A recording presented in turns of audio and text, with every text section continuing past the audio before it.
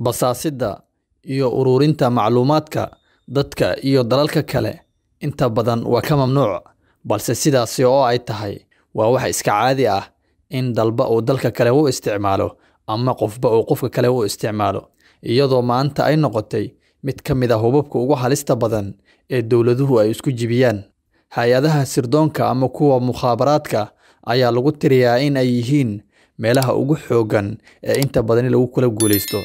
Innaga oo og in inta badan dowladaha Carabta, gaar ahaan kuwa Khaliijka, aysan xoogganayn hay'adahooda sirdoonka ama kuwa mukhaabaraadka, iyadoo taasi laga duulaya dalalka inta badan ku yaala Khaliijka ayaa waxay adeegsadaan hay'ado ama shakhsiyaad ajnabi ah si loogu soo ururiyo xogo ay leeyihiin dowladda iyaga ka soo horjeeda ama shakhsiyaad mucaarad ku ah dowladda markaasi jirta.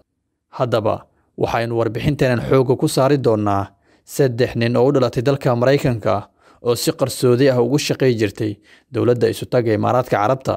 Anigoo Cabdiqaadir Maxamed ayaa idila socodsiinaya, Rogaal Media-na waa aad ka daawanaysaan.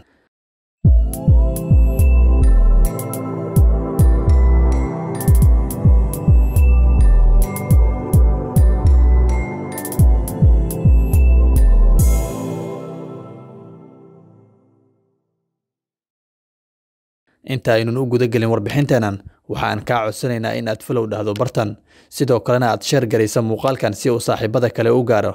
Sidoo kale subscribe dheh barta aynu YouTube ku leenahay ee Rogaal Media. Mahadsanid.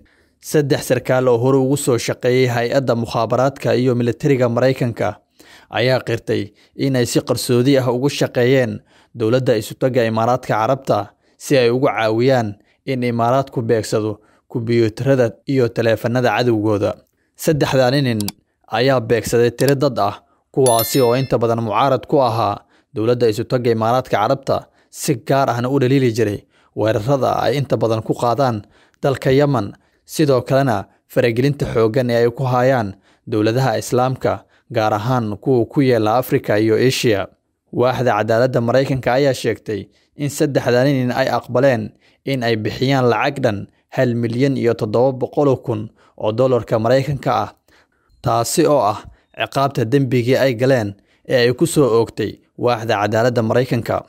Hay'adda cadaaladda Mareykanka ayaa ku tilmaantay kiiskaasi inuu yahay kii ugu horreeyay ee nuuciisa oo kale ah, taasi oo sharaf darro iyo qiimo dhacba ku ah hay'adda mukhaabaraadka iyo militariga Mareykanka, iyadoo saxaafaddu ay u fasireen in ay sahlan tahay in si sahlan loo adeegsado mukhaabaraadka Mareykanka. Eedeysanayaashan kale ah Mark Pierre, Ryan Atmas iyo Daniel Gerik ayaa lagu soo eedeeyay in ay maamulayeen hay'ad saldhigeedu yahay dalka Imaaraadka Carabta, taasi oo ka shaqeynaysay howlgallo lagu jabsado kumbiyuutarada iyo taleefanada dadka ka soo horjeeda dowladda Isutaga Imaaraadka Carabta. Kumbiyuutarada ay u dhaceen ayaa la sheegay in ay yaaleen meelo badan oo dunida ah oo ay ka mid tahay Mareykanka. 3 sarkaal ayaa lagu soo eedeeyay in ay jibiyeen xeerka xiriirka macluumaadka iyo jabsashada kumbiyuutarada ee u yaala dalka Mareykanka, maadaama jinsiyad ahaan ay ka soo jeedaan dalka Mareykanka. Daawada, haddii aad la dhacdo warbixintan, u share garay saaxiibadaada kale si ay iyaguna ugu faa'iideystaan. Mahadsanid.